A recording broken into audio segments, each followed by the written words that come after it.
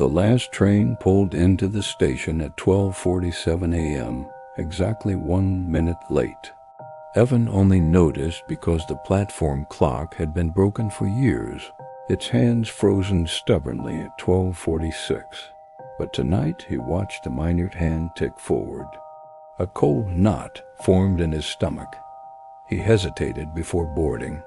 There was no conductor on the platform.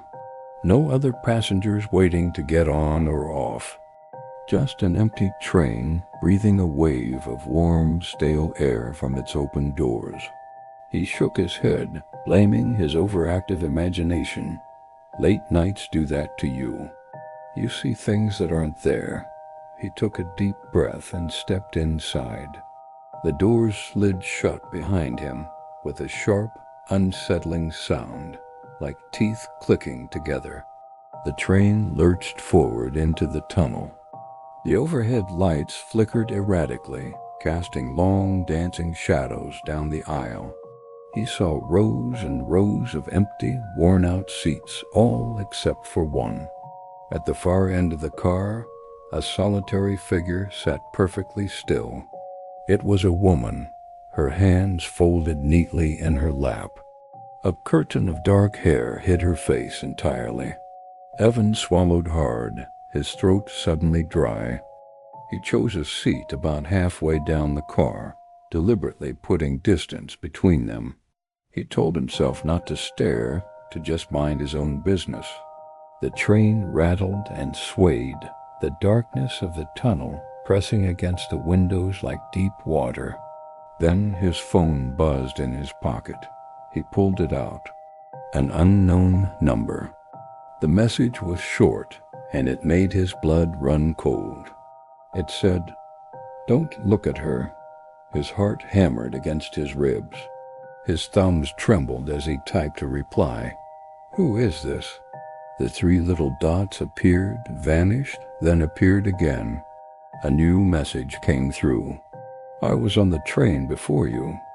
Before he could even process what that meant, the lights went out. The entire car was plunged into absolute blackness. For 3 long, terrifying seconds, there was nothing but the metallic scream of the wheels on the tracks. And then, just as suddenly, the lights snapped back on.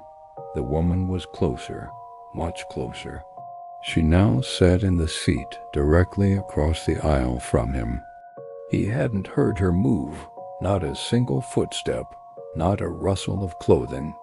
Her hair still covered her face, but he could see the slow, deliberate rise and fall of her chest. It looked unnatural, as if she were consciously practicing how to breathe. His phone buzzed again, the vibration jarring him. The unknown number again. She only moves when you're not looking. A wave of pure panic washed over him. Evan squeezed his eyes shut, wishing he could disappear. The train began to slow, the screech of its brakes echoing through the car until it came to a complete stop. A station announcement crackled through the speakers. The voice distorted and garbled, like it was being spoken underwater. Next stop yours. Evan's eyes snapped open. The woman was standing now right in the aisle.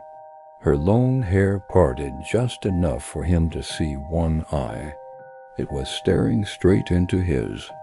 It was too wide, too wet, and it held a chilling spark of recognition. A voice seeming to come from everywhere at once echoed in the silent car. You took my seat.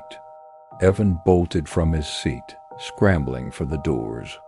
He slammed his palm against the emergency open button again and again, but nothing happened. The doors stayed sealed tight.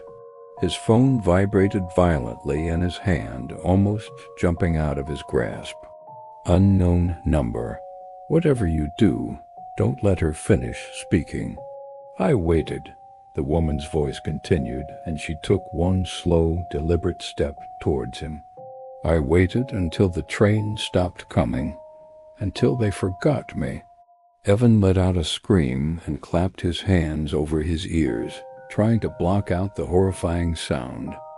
At that exact moment, the lights didn't just flicker, they exploded into darkness. He felt something impossibly cold wrap around his wrist, and then the train doors slid open. Bright morning sunlight spilled onto the platform. A transit worker found Evan sitting alone on a bench, shaking uncontrollably. He kept muttering the same thing over and over. "I didn't take her seat. I didn't know." The worker frowned, confused. "Seat?" Evan looked up, his eyes wide with terror. On the train, there was a woman. The worker's expression softened with pity. "Son, there hasn't been a train through this station since 1999. Evan's phone buzzed one last time. He looked at the screen. "Unknown number. Thank you for watching her." And then, from the deep darkness of the tunnel behind them, came the unmistakable sound of a train arriving exactly 1 minute late.